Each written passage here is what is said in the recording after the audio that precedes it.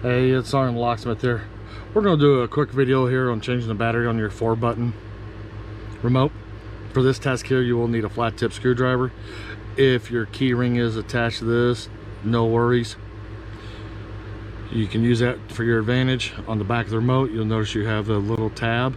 That is to release your emergency key. Go ahead and pull your emergency key blade out and set it to the side. If your key ring's attached, all the better. Now, if you look in the remote, you'll have this little indentation here, a little indentation here. This is where a smaller flat tip comes into play. Go ahead and put your flat tip screwdriver in there. Go ahead and twist it. Come over to the other and go and twist here, because all you want to do is unsnap on the other side. Notice we have a little gap. If you've got a fingernail, put your fingernail in there.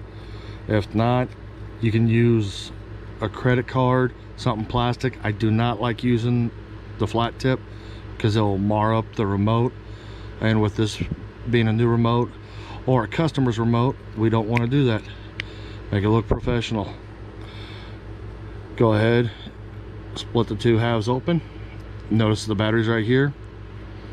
You have a little indentation on the top of it. That's where you want to put your little flat tip under there. And when you put it under there, just lift up with the corner and the battery comes out. This little metal tab, make sure it stays in. Sometimes they do slide around. This calls for a CR2032 battery. We're using new remotes for these demos, so we'll turn around and replace the same battery with what we took out. Put it in, and when you put it in, you noticed I pushed against there first. That's the pressure that keeps the battery in. Take the two halves, we're going to put them together